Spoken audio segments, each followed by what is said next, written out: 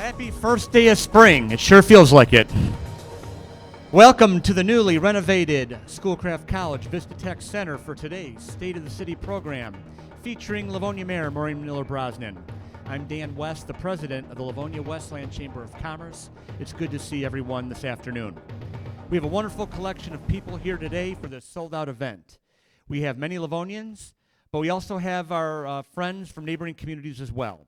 This room is full of volunteers, business people, educators, students, religious leaders, engaged residents, and people involved in public service, and others who support Livonia as a great place to live, work, learn, and play.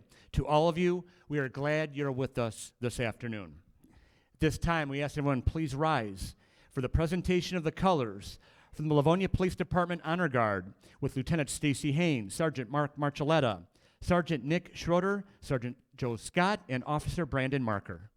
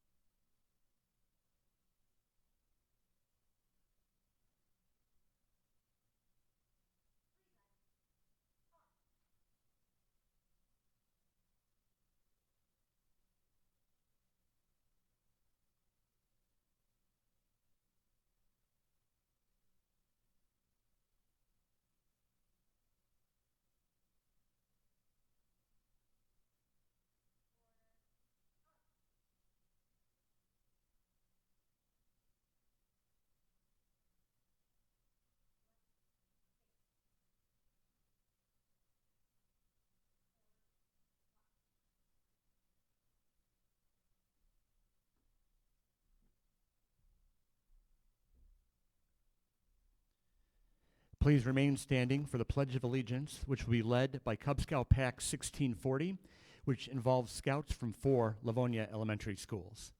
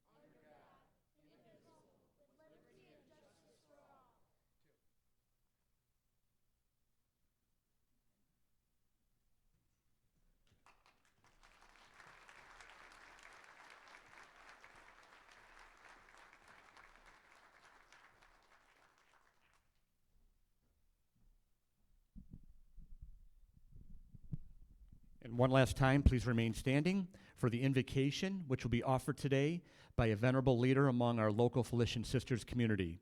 It is my honor to introduce Sister Nancy Marie Jamrose, Madonna University's co-director for the Center of Catholic Studies and Interfaith Dialogue.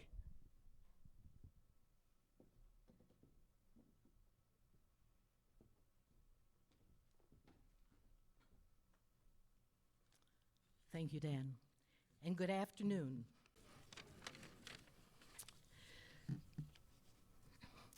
I ask the indulgence of the public domain for paraphrasing the following, and please hum along with me 4 lines of a familiar patriotic song.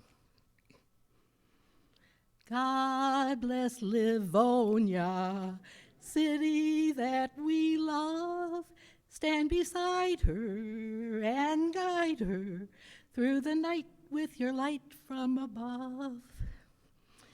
Yes, good and loving God. Well, you may hum as a background. God loves singing. Yes, good and loving God, we gather before you and thank you for all the blessings you have given us today and through the years. We are grateful for the light from above that has guided us, especially our Mayor, Maureen Brosnan, and the leadership team of all the elected officials and public servants. Bless them. Bless also our first responders, healthcare professionals, city workers, and all those who work to keep us healthy and safe. Bless all teachers and school personnel entrusted to provide education for our children, our youth, to keep growing in mind, body, and spirit. Bless our business community that provides for our needs and helps support our city. Bless all the volunteers and residents who help make our city one that truly lives its motto, families first. As we listen to our mayor today, O God, let us do so with gratitude and with resolve to continue to support those who are generously giving of themselves to help Livonia be one of the best places to live, love, learn, and raise a family. Help us make our city a place where all are welcome and feel they belong, a city where respect, peace, and neighborly concern are operative and genuine for the good of all. May we continually reach out to build bridges of understanding, appreciation, and collaboration, making each day, each week, each year better. We make our prayer with grateful hearts and for your glory. Amen. God bless America. God bless Livonia. Amen.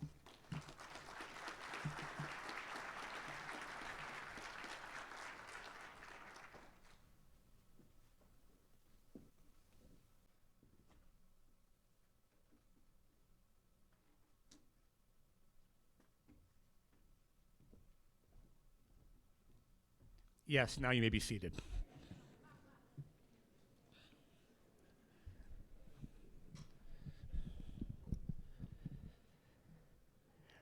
We are grateful for our community partners who have generously supported today's State of the City program, and many of these sponsors have sponsored this event for many, many years.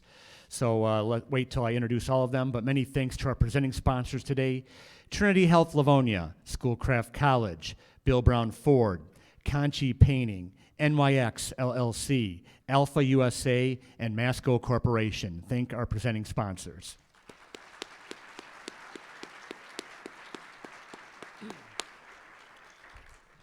This afternoon's program concludes with a great networking opportunity. After the mayor's presentation, you're invited to hang around and join us for a drink and conversation during our post-address mixer. There will be Schoolcraft College personnel who will be available to guide you into some of the new spaces developed as part of the $11 million renovation of this building. And today's mixer is made possible by the support of our mixer sponsors. They are Embassy Title Agency, Corwell Health, formerly Beaumont, La Fontaine Imports of Livonia, Anderson Eckstein and Westrick, and the law firm of Falso & Grisco. Thank our mixer sponsors.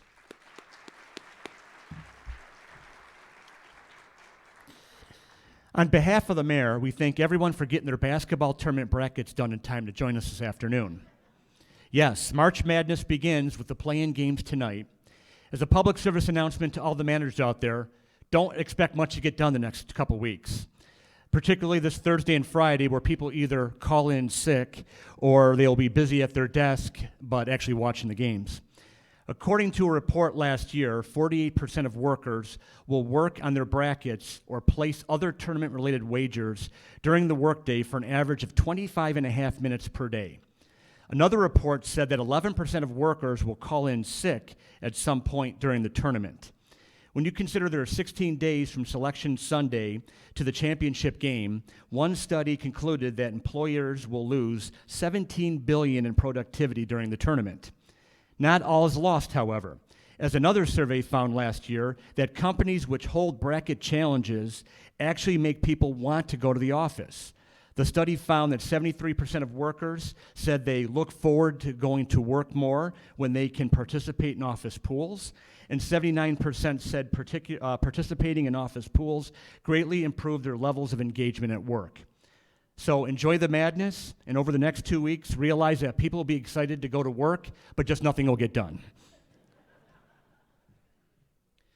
For those of you who may not be aware, we are now the Livonia-Westland Chamber of Commerce, a change from our last time this group gathered a year ago. Leaders in both cities developed a strategic alignment that combined our chambers into one operation last fall.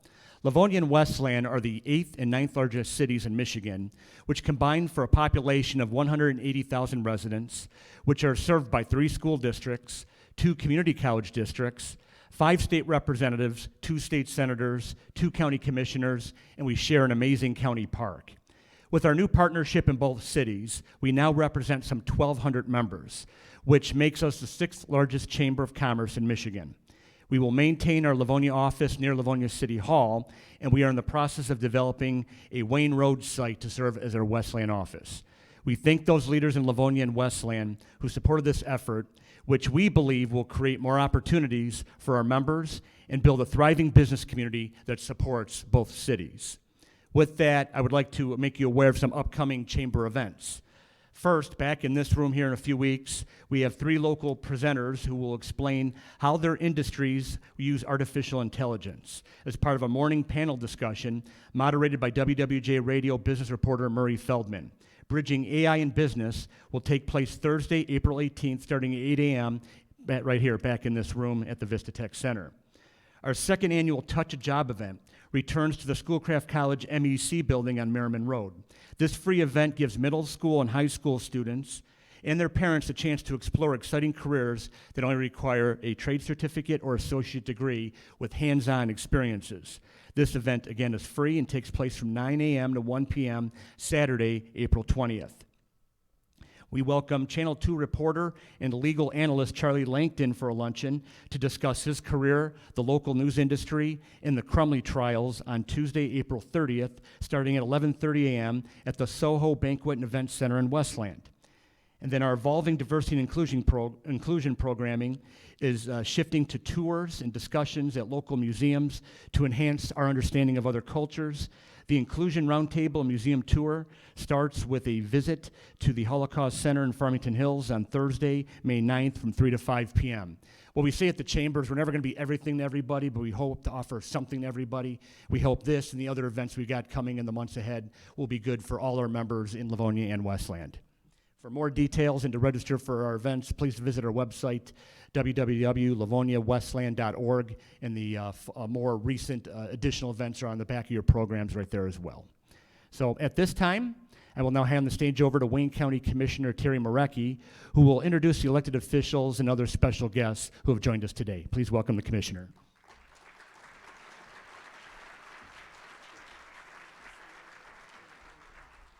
Good afternoon, everyone. What a great crowd here. I have the honor of introducing the elected officials today. When I call your name, if you could please stand and remain standing until the end, and if you could all refrain from applauding, this would help our timeline here today. So I will start. These are in no particular order. First, Assad Turfy, the Deputy CEO of Wayne County. Glenn Anderson, Wayne County Commissioner, part of Livonia, my colleague. Raphael Washington, the Wayne County Sheriff. Mike Jaffer, the Undersheriff. Mayor Kevin Coleman from Westland. Dr. Chris Doherty, the President of Madonna. Brett Gierig, Schoolcraft Trustee. Candy Little, Schoolcraft Trustee. Angela Jaffer, Schoolcraft Trustee. Dr. Glenn Cerny, Schoolcraft President. Carol Strom, Schoolcraft Trustee. Superintendent Paul Sherpick from Clarenceville. Dennis Myers, the President of the Clarenceville School Board. Superintendent Andrea Oquist from LPS, Livonia Public Schools. Madeline Acosta from Livonia Public Schools. Tammy Bonifield, Livonia Public Schools. President Karen Bradford, Livonia Public Schools. Mark Johnson, Livonia Public Schools. Crystal Frank, Livonia Public Schools. Livonia City Council, President Brandon McCullough. Vice President Martha Tashnik. Councilmember Carrie Budzinski. And Councilmember Scott Morgan. and Livonia City Treasurer Susan Nash, Livonia City Clerk Lori Miller, and our judges Kathleen McCann and Sean Kavanaugh. Now we can all applaud. Thank you.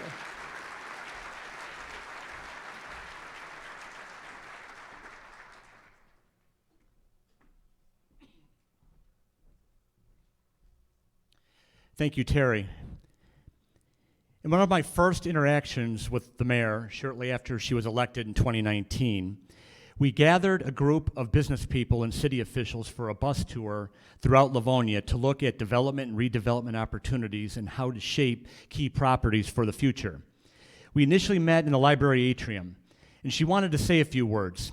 So to get everybody's attention, she stood up on top of a coffee table with her heels on and started to talk about Livonia's efforts to shift zoning rules, engage developers, and revamp the city's master plan, which would become known as Livonia Vision 21.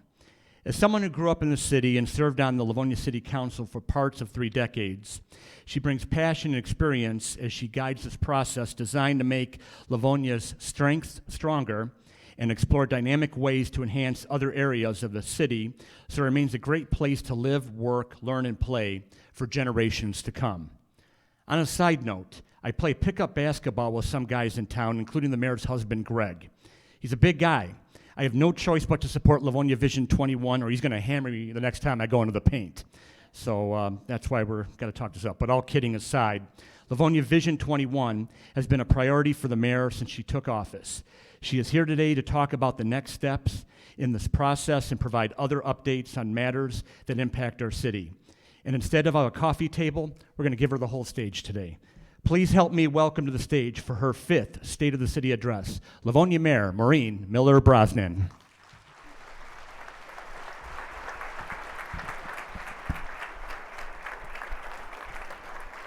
I'm behind you, my friends. Hello.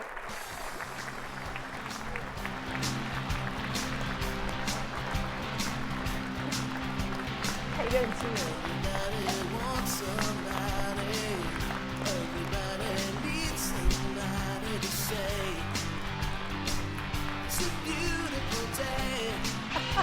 Surprise! Coming from the back.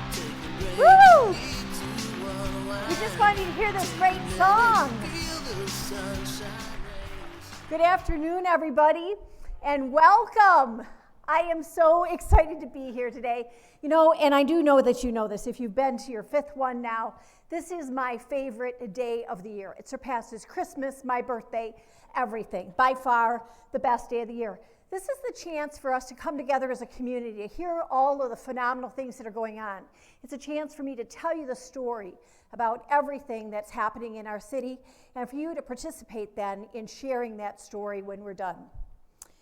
So, let's get rolling, except we're not moving.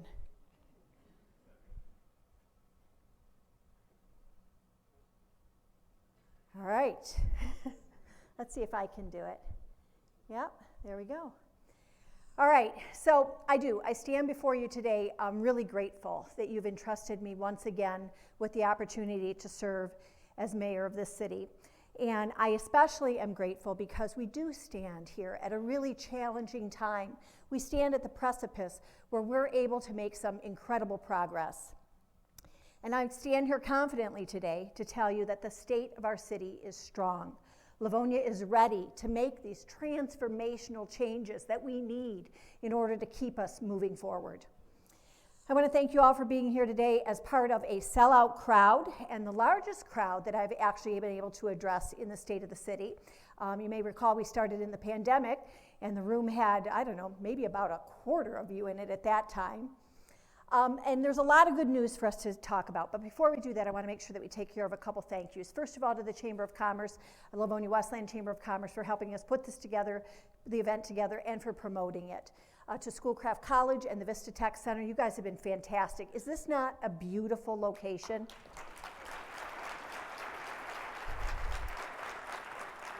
Sister Nancy, a song. My gosh, it was a bonus. We asked you to do an inspirational invocation, but we got a song. Thank you so much.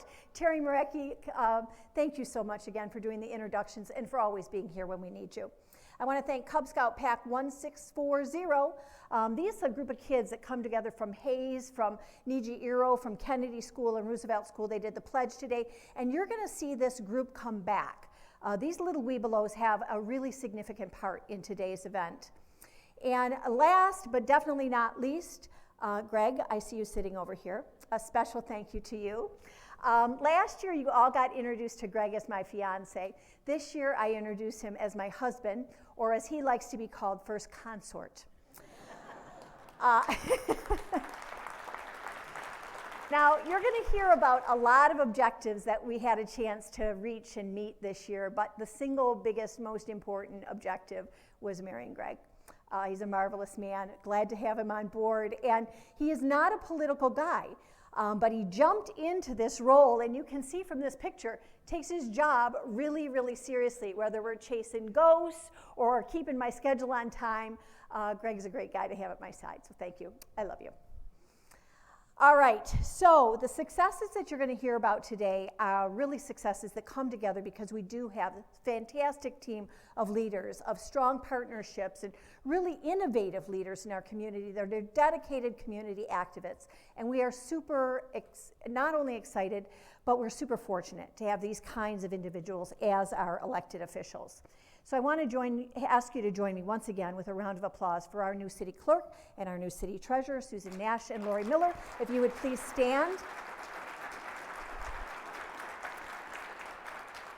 Also, if you would join me in recognizing our city council. I have to tell you, this is one of the most engaged and active and diligent councils that I have had a chance to work with in my tenure.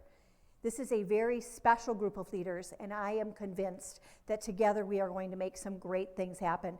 If the members of our council would please stand, we have with us today Council President Brandon McCullough, we have Council Vice President Martha Tashnik, and then we've got Carrie Budzinski here as well as Scott Morgan. Please, thank you all for being here today. So, we have a special recognition that we want to make today because Judge McCann is going to be retiring this fall. And Judge McCann has served the city of Livonia for nearly 30 years. During her tenure, she has been part of the Michigan Judicial Tenure Commission. And one of her greatest achievements is in launching Livonia's sobriety program. The Sobriety Court program was launched in 2006. And since that program began, there have been 286 individuals over the course of 18 years rather, and there is a 95% success rate for all of those graduates. Judge McCann, you have had a tremendous impact on our community. Your ability to balance fairness and compassion have been insurmountable. We want to thank you ever so much for your service. If you would please stand to be recognized.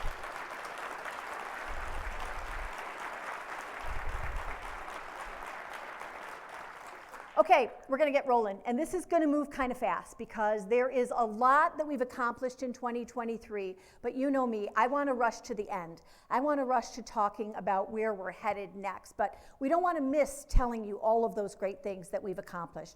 We have continued a fierce focus on moving those 4 big rocks that we talk about a lot. And for those of you who may have forgotten, or maybe you haven't heard about these 4 big rocks, these are the 4 focal areas that our Livonia residents told us back in 2020 that they wanted to make sure that we remain focused on every single day. And they are, number 1, keeping our city safe.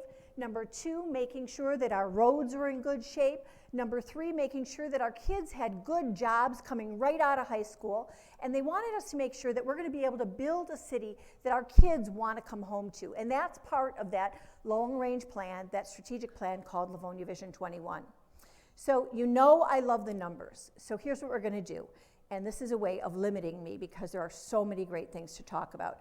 I'm going to tell you about 23 awesome things that happened in 2023 simply as a result of us moving those 4 big rocks. First, by prioritizing our first responder staffing and working in partnership with our unions and our staff here, we are delivering on our number one promise to keep Livonia safe. Number one, we ratified a bargaining agreement with both of our police unions that resulted in some of the highest wages that we've seen in the history of our city. And we did it all before the contract deadline. So that, combined with the work that we've done in the past in putting back in place that defined benefit program, has really helped us. So number two, as a result, we've hired 30 new police officers and PSAs, and those are folks on their way to being police officers. That's a lot of new hires in a really tough market. Number three, for the first time in the police department's history, we have 2 female lieutenants serving simultaneously. Number four, in the fire department, we hired 3 new firefighter paramedics. We brought on 4 new paramedic cadets, and we've recruited our first canine comfort dog. Meet June. Isn't she cute?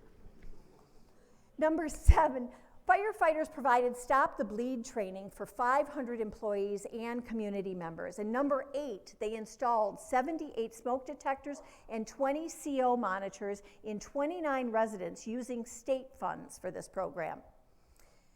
When it comes to our second big rock, moving forward and trying to make sure that we fix the roads and we get as much money as we can back into our city, we're moving that rock in a strong partnership with our friends at Wayne County and with the help of our Livonia taxpayers. So number 9 is that this year we improved 11.4 miles of roadway.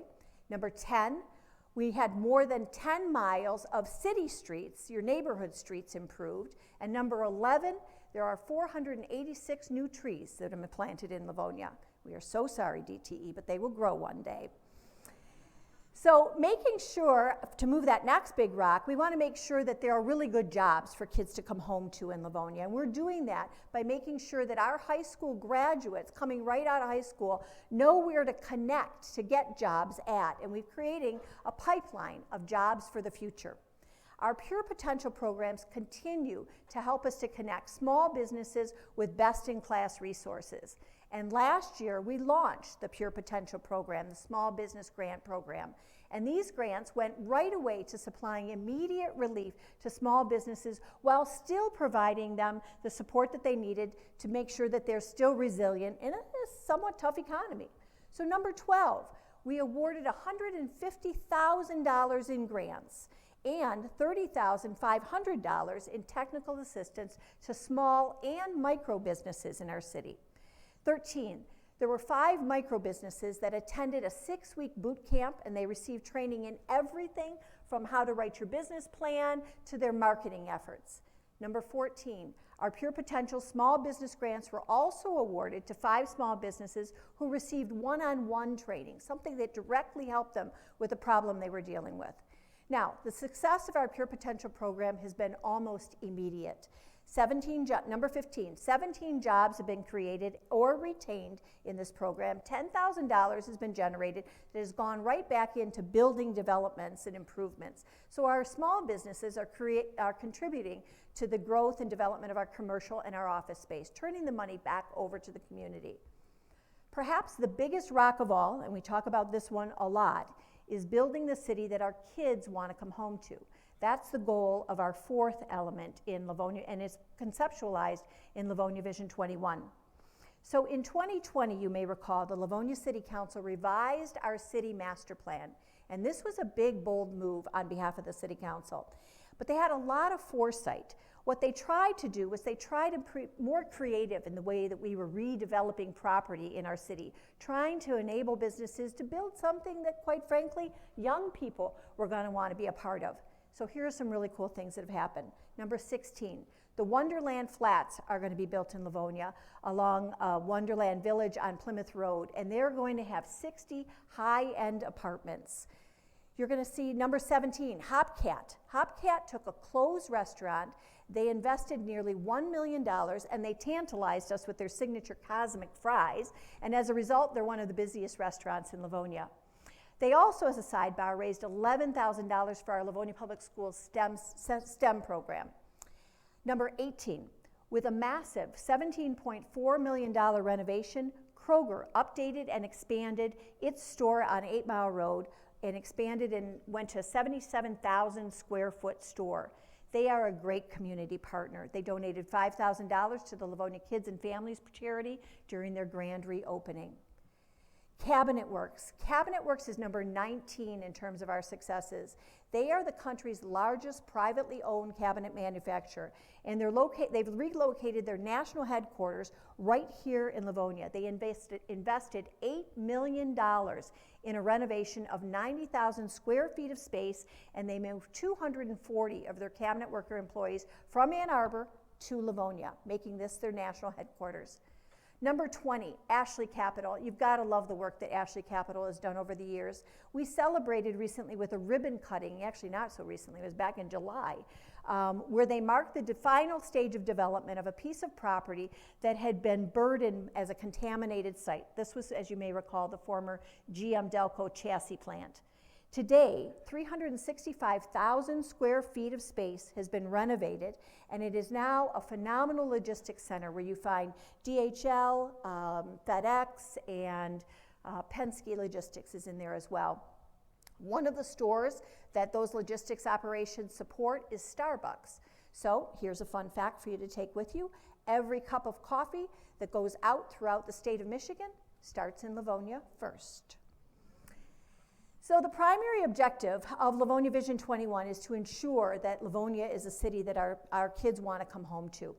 Imperative in that is making sure that everybody, regardless of your age, your sexual orientation, your gender identity, expression, race, color, marital status, religion, your national origin, or your physical attributes, feels welcomed, feels empowered, and feels valued and comfortable here in our city.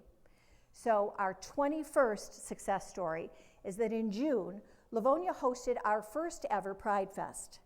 We provided an open expression of support for our LGBTQ plus families and our friends and our neighbors. And I want to thank those on our Human Relations Commission who are here today for co-sponsoring that event.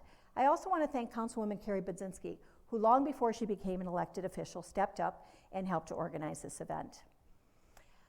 We have a responsibility to speak clearly and to take action on our inclusive values. So I am standing here today encouraging the council to take this issue up, to take up the issue of a non-discrimination ordinance. I stand ready to work with you to make sure that we ensure that our LGBTQ plus youth in our city feel safe and they feel valued, so that future generations understand that Livonia is a community that is invested in a just future for all. So make sure to save the date. Our second annual Pride Fest is going to take place on Saturday, June the 15th. So inclusivity also extends to people with disabilities. So number 22, Bicentennial Park. We received a $1 million upgrade there with the addition of the Ben Chilani play area and the Superdog Park this past summer. So truly a park for absolutely everybody.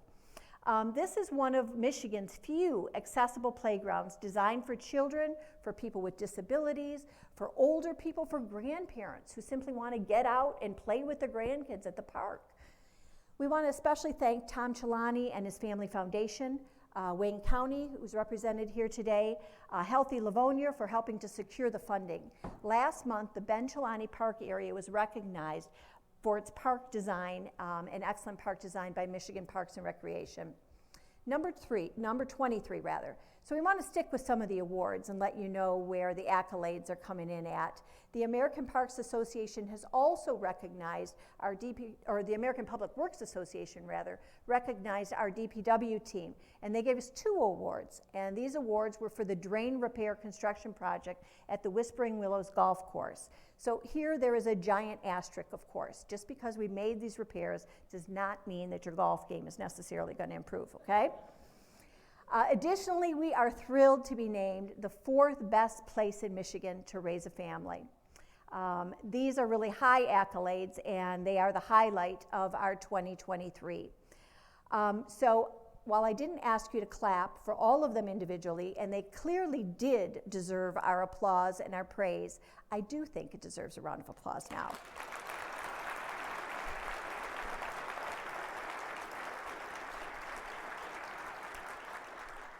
So this was a banner year for Livonia, getting all of that stuff done. And I had to sit back and I asked myself, you know, why? How is it that we were able to accomplish so much? And I do think that it's because we have a plan. We have a roadmap. We know as a community where we want to head. As a matter of fact, we have plans plural. There is the Bike Walk Livonia plan. There's the Livonia Vision 21 master plan. There's a Parks and Recreation master plan. There's a Greenmead master plan. And now there's a library strategic master plan as well. So let's check in on a couple of those plans and see how we're doing, okay? First of all, let's take a look at what's happening over at Greenmead. One of the most exciting steps in advancing the master plan for Greenmead happened last fall. The first 50 apple trees were planted for a future orchard. I want to especially thank Representative Lori Pohutsky, and it was her effort that helped us to bring the funding needed to this program to create this future tree canopy. I also want to thank our Eagle Scout, Alex Rudzinski, and his team. They all came together one bright fall day and planted all 50 of these trees. Special thanks too to our Council President, Brandon McCullough, who actually planted the first seed of an idea with Representative Pohunsky. This is an exciting project, and we really look forward to seeing it grow over the years. There are additional trees that are planted as well, planned to be planted as well.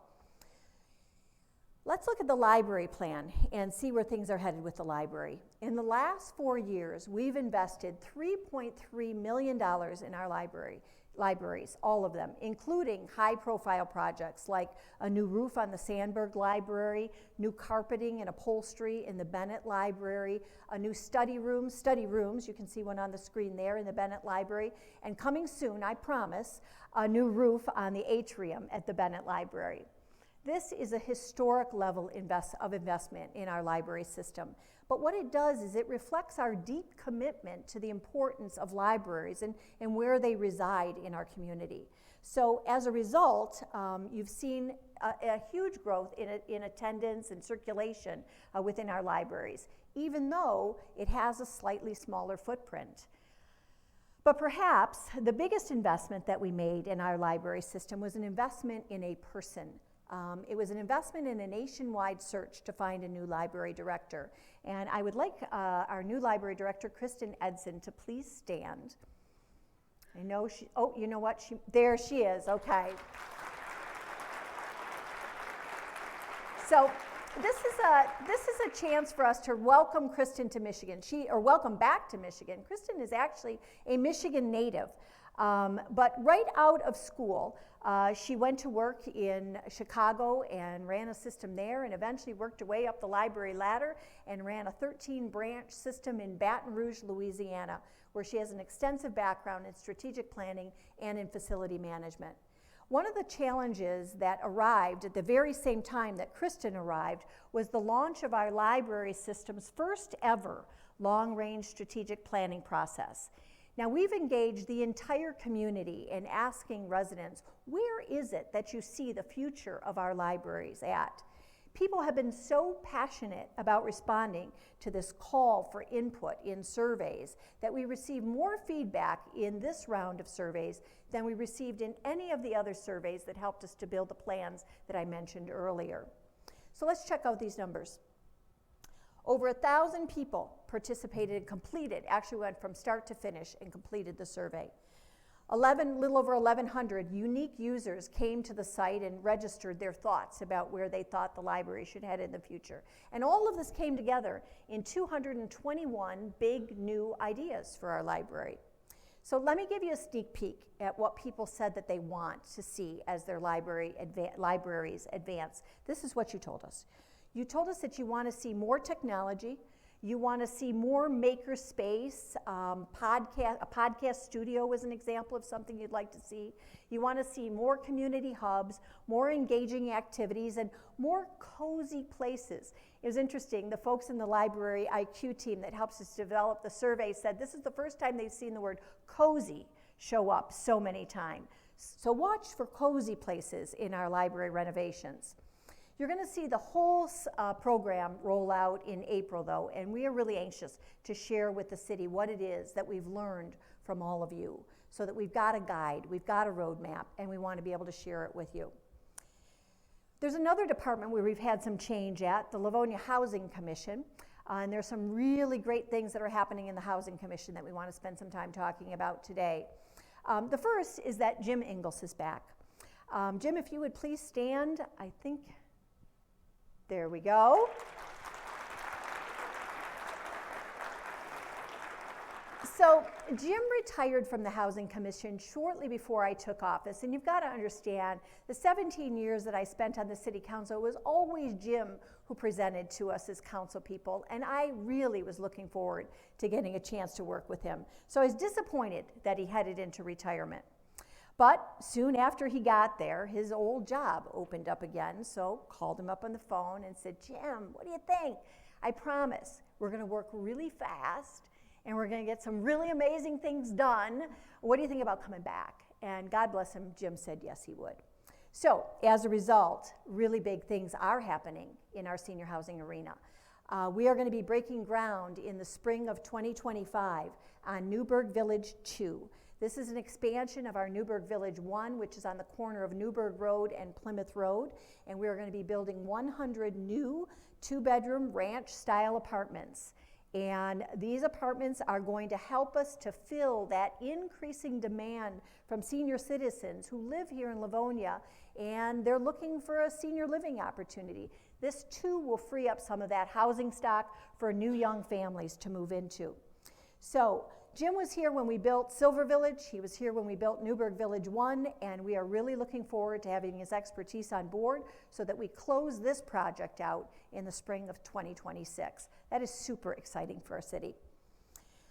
Next, we've had some changes in our communications department, and we've got Kristen Houchin. She's sitting over here. Kristen, stand up. Let them see who you are.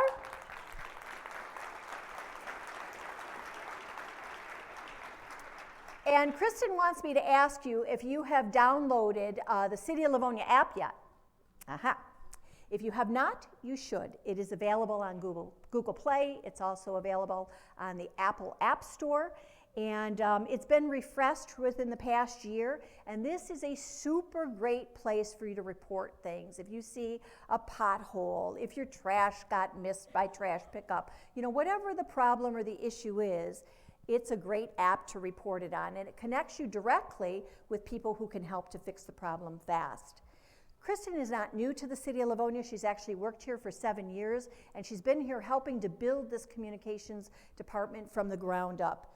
Extremely passionate about the work that she does, passionate just not about communications and keeping people informed, but passionate about keeping people engaged. The next person that I want you to meet is our new Director of Government Affairs, Rob Drzwicki. I know you are around here somewhere. He may be out with the Scouts, but you will see him bopping around. Rob is a lifelong Livonia resident, and his experience right now is really vital. He's got a lot of experience with the nonprofit sector as well as working with organizations that represent people with disabilities. And he arrived just in time because we are going to be planning our 75th anniversary, and that is going to become one of Rob's primary projects. Additionally, he's going to help us to promote Livonia Vision 21, help us to maintain really good relationships with our elected officials locally and throughout the state. He'll be working to help us write some grants. He's already submitted one to the feds for $2 million, hint, hint. And he's going to help us to recruit some board and commission members. So, as I mentioned earlier, we are going to be celebrating our 75th anniversary this coming year in the city, and this is going to be Rob's baby. So if you have any 75th anniversary events that your organizations, your corporations are planning, we're asking you to share them with us at Livonia75 at livonia.gov, and go and check out the website that we're creating called livonia75.org. And this is going to help everybody stay up to date on all the birthday celebrations going on throughout the course of the year. So over the last year, we welcomed 6 new department heads. And I'm pretty sure this is a record somewhere. It's a lot of change. A lot of change is coming as a result of retirement. You met 4 of the new department heads, and there are 2 more that are going to be joining us shortly, and they're here today, and I want to introduce them as well. Deborah Peck-Lichtenberg. Deborah, I know you're in the house. I got a text. There you are. Good to see you.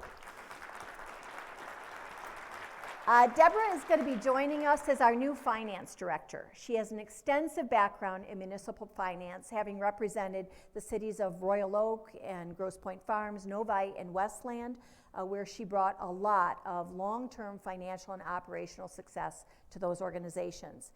This is a critical role for our city. As you can well imagine, the heavy lift of Livonia Vision 21 is going to call on us to come up with some pretty creative financing, and you'll see why in a bit.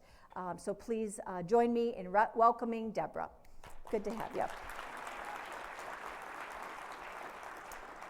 I also want to welcome James Carter Fisher. Carter is the name he goes by. I think Carter's with us today. There he is. Good to see you, Carter. And Carter is going to be our new city attorney. He will be joining our team in April. We asked him to come on by a little bit early here and kind of get the lay of the land. Carter comes from Wayne County's Department of Corp Counsel, and he has a wealth of experience and long-standing relationships with our friends at Wayne County. And you can imagine how important, again, that is going to be as we set our sights on accomplishing the huge goals of Livonia Vision 21. So welcome, Carter. We're glad to have you on board.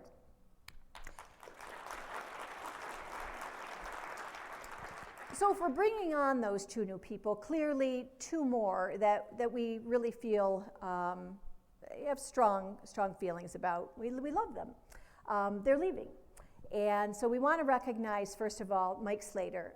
Mike, I know you're here and you don't like the limelight, but we are asking you to stand.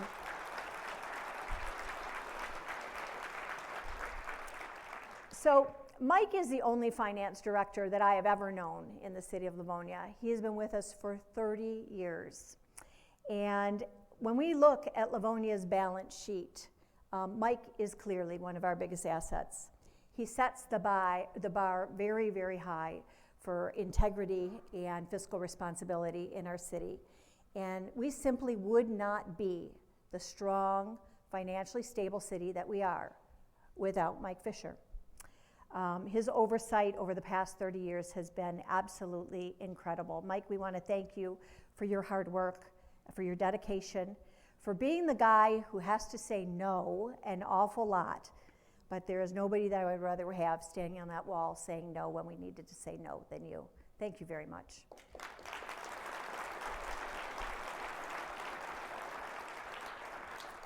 I'd also like you to join me in recognizing Paul Bernier. Paul is, I believe, back from vacation.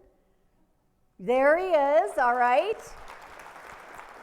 Paul has been with the city for 10 years as our city attorney, and Paul is headed kind of into retirement. He's going to retire from here, and then I think he's going over to someplace, the court? Yeah.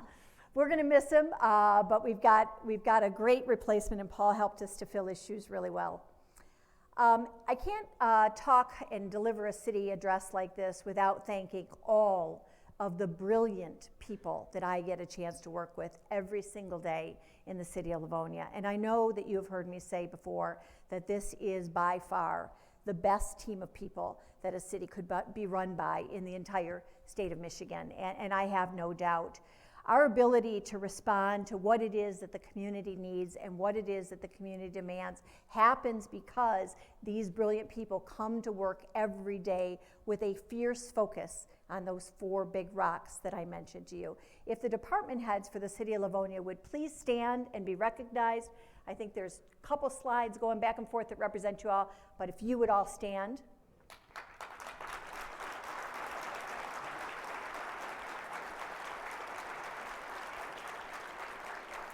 Thank you.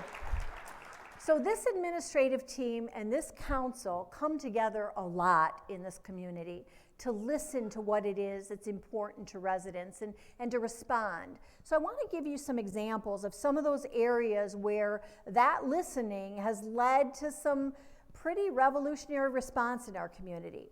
So 2 years ago, community leaders came together and they said that Livonia's transit system needed to be more efficient and more effective at doing two things: getting people to work and getting people to school. And you may recall our transit system is currently really focused on moving seniors throughout our community. So in collaboration with a group of business leaders that the Livonia-Westland Chamber of Commerce pulled together, we conducted a community needs analysis, and as a result, our transit system, our transit service, is getting a major refresh.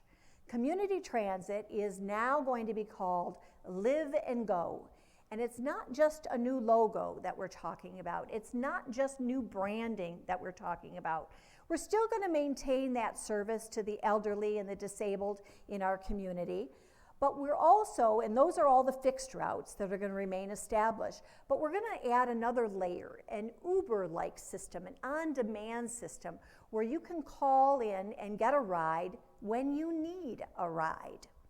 And you're going to be able to do this on the Live and Go app. So you're going to be able to schedule rides on your phone. How easy is that?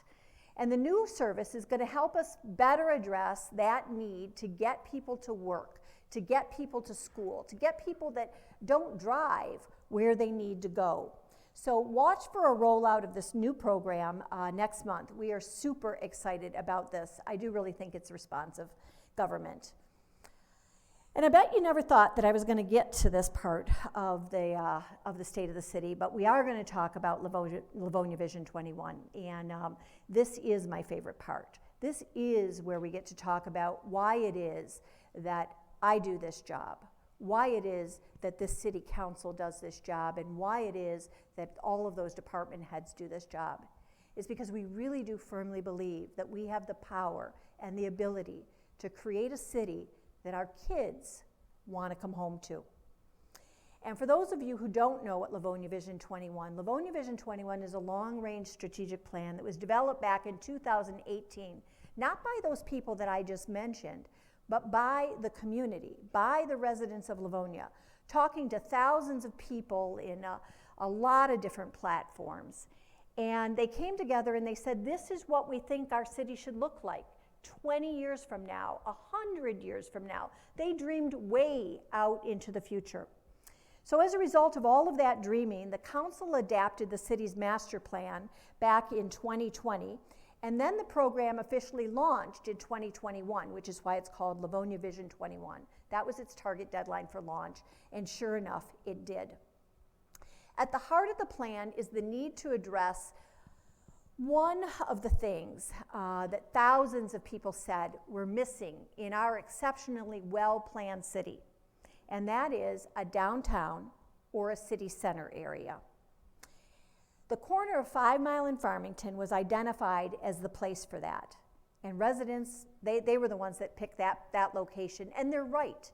This is the best place to put a downtown in our city. This is the place where Livonia controls its own destiny, because that's the area of the city that we as a city actually own. So let's talk about how we're moving that along. The first phase of Livonia Vision 21 is called Project Catalyst. How do we catalyze that effort? How do we kickstart it? And how do we do the work necessary to clear the space for the redevelopment that's going to be necessary? Well, first, District Court needed to be moved. It was moved in 2010. The former structure is now vacant, and it needs to be taken down. Next, the Senior Center. That needs to be moved as well. That needs to be rebuilt and relocated somewhere. So today, I am happy to tell you that we have successfully raised the money necessary to accomplish that part of the plan. This spring, we will be breaking ground on a new senior wellness center. And there she is.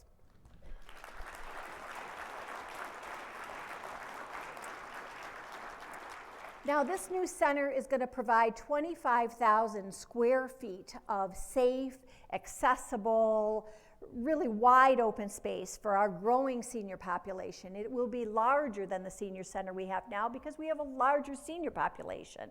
And none of this would have been possible without help from our partners at the federal and the state and the county level.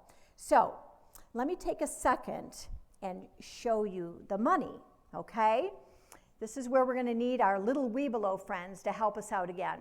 So first, the City Council earmarked $4 million as seed money for this project. This was money that came to the city from the American Rescue Plan Act. And early on, the City Council said, yes, this is the next step in the process, and they set aside $4 million for this project. After that, Congresswoman Haley Stevens, she was our first believer. She helped us to secure $3 million in federal funding for this project. So bring in the check. All right.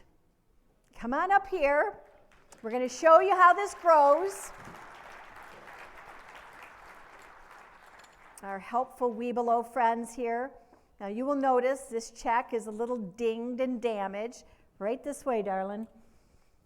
We tried stuffing it into the ATM machine. It didn't quite work. All right, so let's start and add it up. We got $3 million from Haley Stevens. Next, our amazingly fierce force at the Michigan level, our state senators Dana Pohanke, Mary Kavanaugh, and our state representatives Matt Kolazar, Lori Pohutsky, and Stephanie Young, they all banded together a couple years ago, and last year, toward the end of the year, were successful in helping us to secure $4.5 million in a direct budget allocation.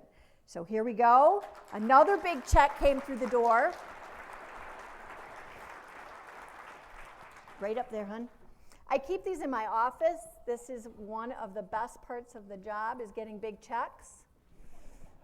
Next, our friends at Wayne County, our Wayne County Executive Warren Evans and Commissioners Terry Marecki and Glenn Anderson, they worked their magic, and in comes a check for $8 million. It takes 2 Webelos to carry an $8 million check.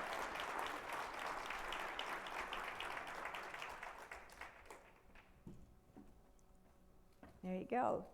You guys want to turn that one around? Perfect. There we go. All right. Thanks, guys. And then, just a couple weeks ago, we learned that we're going to be receiving an additional $1.25 million from the federal government, thanks to our champion, Congresswoman Rashida Tlaib.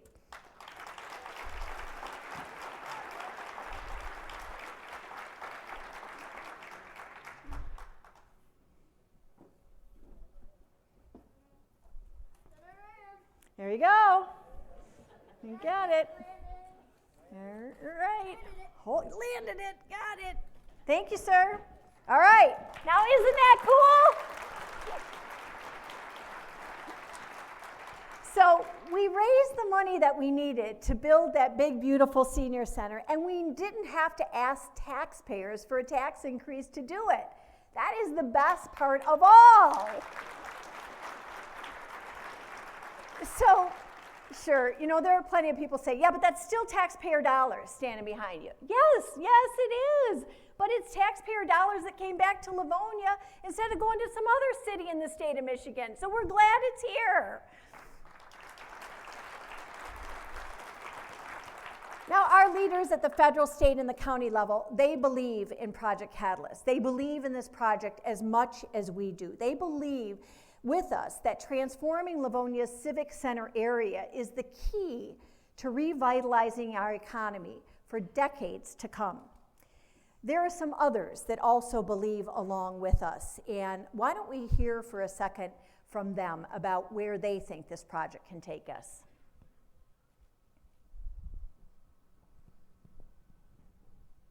Nope, volume up.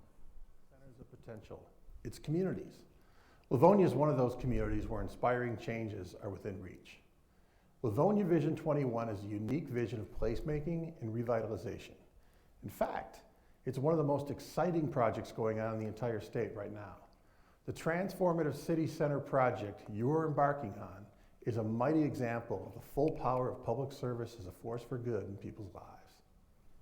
If Livonia Vision 21, the city's long-range master plan, is the roadmap for the work of the Livonia Planning Commission, then Project Catalyst, the relocation of the senior center, is the fuel.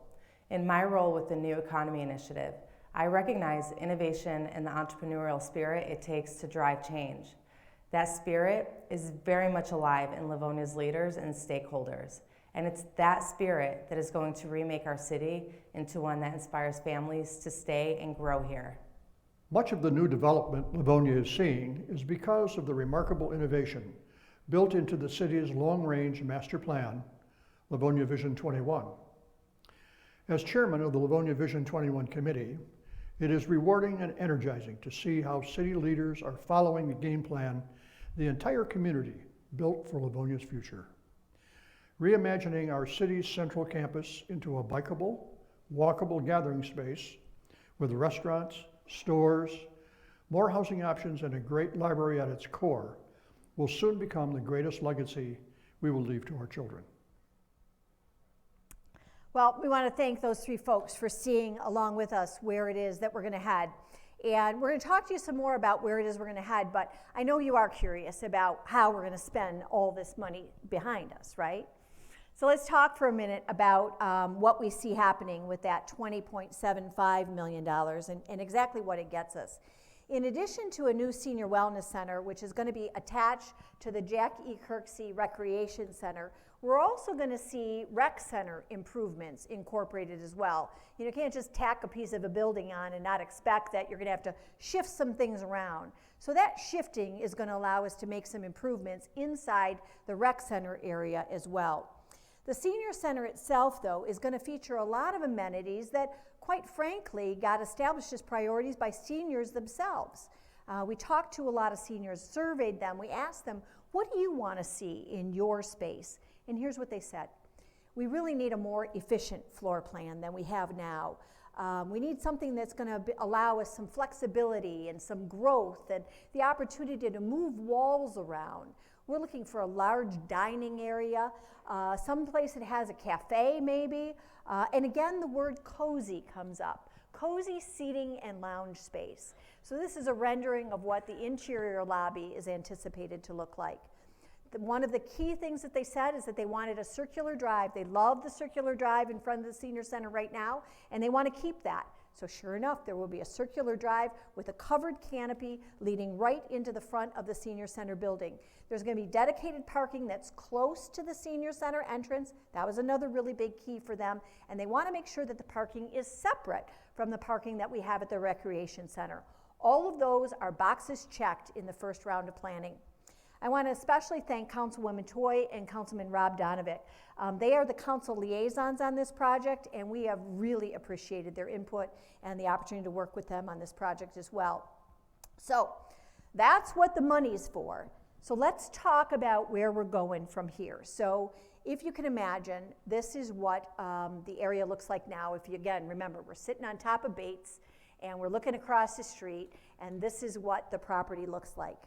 Now, the wrecking ball has to come in and take out the vacated courthouse. It has to come in and take out the vacated senior center as soon as that is moved. And our expectation, by the way, is that shovel's going in the ground in the spring. Will be done 18 months from then. So a little over a year, we're going to be able to move all of that out of there. And then all of it goes away, and there's a couple buildings on the corner of Farmington there that will come down as well. And here's that aerial view, and here's what it looks like after the wrecking ball has come in. Now, begin to imagine a clean slate.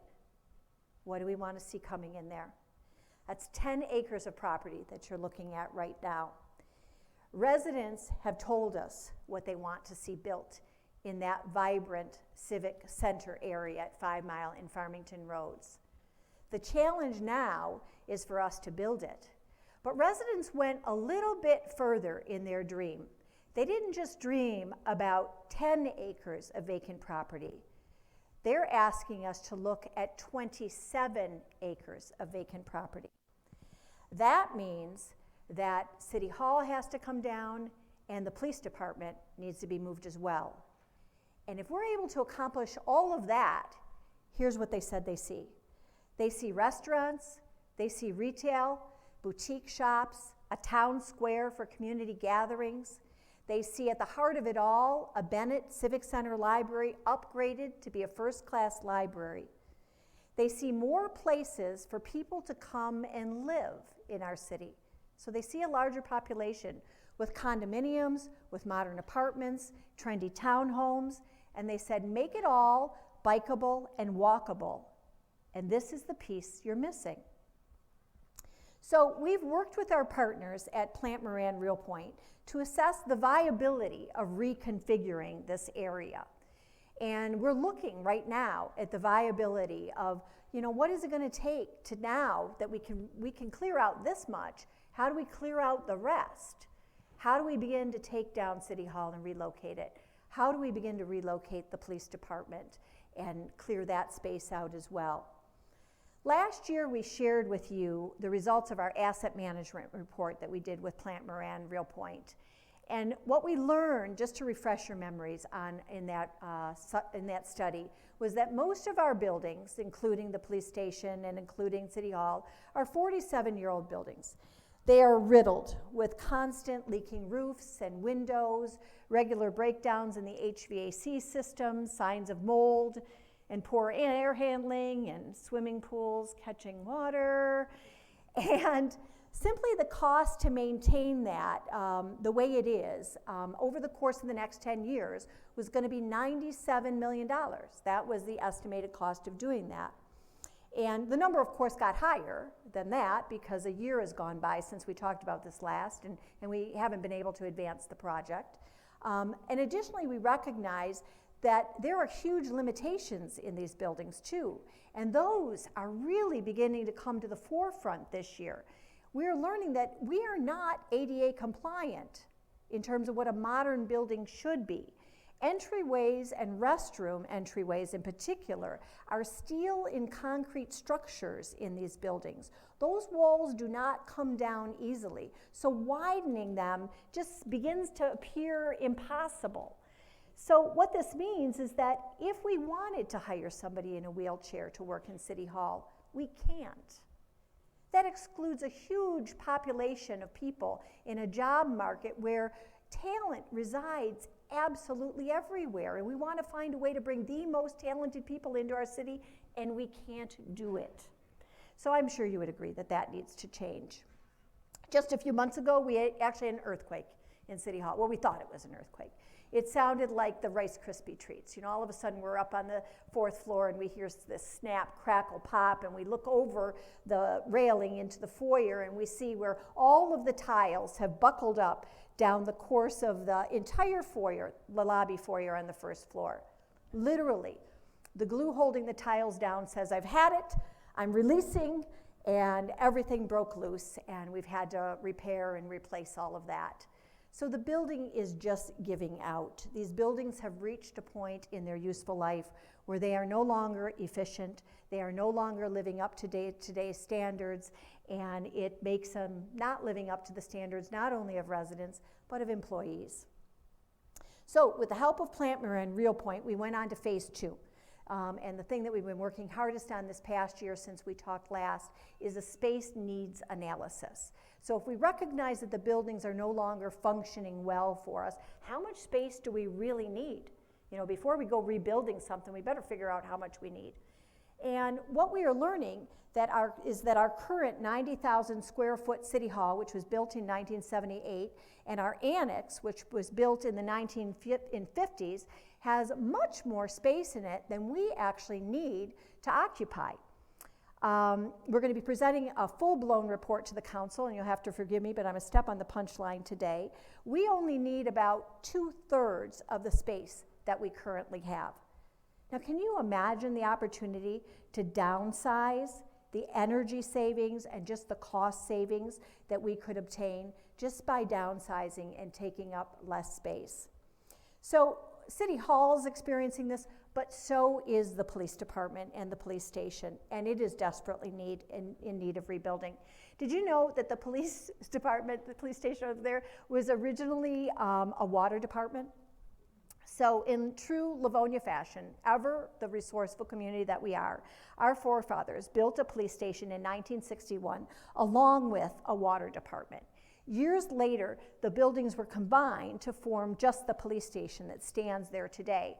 So there are 3 separate air handling systems, HVAC systems, that are all outdated. This building is also leaking, amazingly inefficient, doesn't measure up to the ADA standards, and it too has clearly outlived its usefulness. So we're talking about relocating the police station, moving it closer to the 16th District Court, which makes an awful lot of sense because that's where a lot of transaction is taking place at. And what this does is you can see where this begins to clear the space for our main area, for what we're calling a downtown, a midtown, an uptown. I don't know, we're a little bit confused about what we want to call it.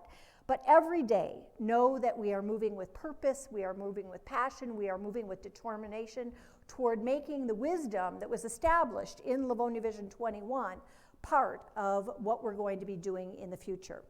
And so because we work at that every single day, today is no different. I'm asking all of you to help us with the next phase of the project, and it really is in answering that question, what do you call it? What are we going to call this area that is constituted by this restaurant, retail, residential, community gathering space, anchored with a library, with a relocated police department and a relocated city hall? What are we going to call that area? You know, we find ourselves just commonly falling back into the term downtown, but maybe that isn't the term that's going to suit us or fit us. So, the other day, I have to tell you how this came up.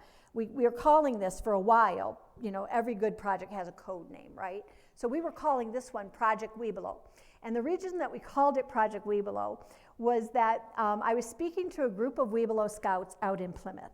And I'm standing before them. You saw the little guys come in here with their little neckerchiefs and their hats on. There they are in that picture there. And I'm giving them the spiel on why Livonia is such a great place to live. And you've heard me say this a million times, you know. We've got the most amount of park space in all of Wayne County. You don't count Detroit, lowest tax rate in Wayne County, hottest zip code to move into, hottest housing market, and we've got so many churches, and we've got the lowest of all the things, lowest divorce rate, all those things.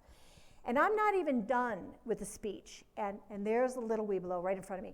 Hand shoots straight up in the middle of the room, and I'm looking at him, and I'm forced to call on him, and sure enough, I do. And he says, "But you don't have a downtown."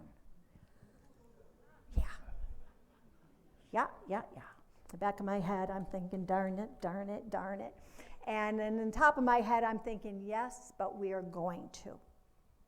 We are going to, because that's what kids like you have told us that we need to provide for them in order to come back to Livonia. So, what I'm asking you to do today is to visualize a little bit along with me about what we are going to call this area. There's a QR code here up on the screen. I'm asking you to pull out your phones, and we're going to do a quick survey about what you think this should be called, okay? So, interactive exercise here. Pull out your phones, open it up to your camera app, scan the QR code, and you'll see a list of possible names for this area, okay?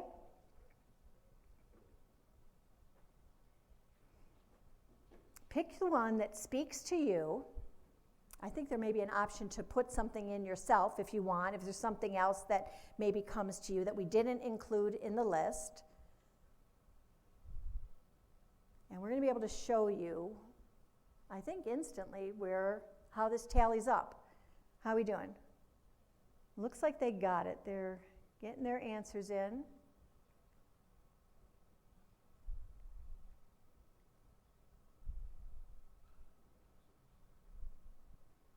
There we go. All right.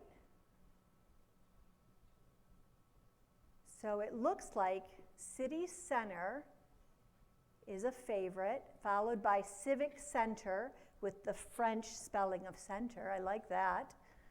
Town Center, the district, ways in there. Fantastic. This is great. All right, so we're going to keep doing this. We're going to keep asking people, because this is the core of why this project is going to become a reality. Because all along, this has never been a project of the Livonia City Council. It has never been a project of the Livonia Mayor. It has never been a project of brilliant department heads. This has always been a project of the people of Livonia. It is merely our job to make it happen. So we're going to keep asking you, what do you want? What do you see? What do you envision? And we are going to keep working our tails off every single day to make it happen. Because the dream of building a downtown Livonia is closer than it's ever been. These checks behind me are a sure sign of that. The time is now. If Livonia is going to be the city that our children want to come home to, if Livonia is going to be the city that refuses to let time pass it by, if Livonia is going to solidify its foothold in the future, it is our imperative to move with great purpose together to advance Livonia Vision 21. I have no doubt that history can be laid in the next 4 years. So, in years to come, our children will be the ones who get to tell the story about how we were tested and we did not falter, how we kept our sights firmly on their future and we never stopped reaching for what was next. I stand here today again telling you that the state of our city is strong. The future of our city is bright.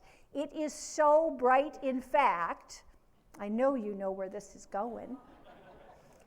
Get them on. On your table are some sunglasses, and you got to put them on. Come on, this is the big money shot, folks. All right. Our future is so bright, you got to wear shades. Thank you for coming today, folks, and thanks for dreaming the big dreams.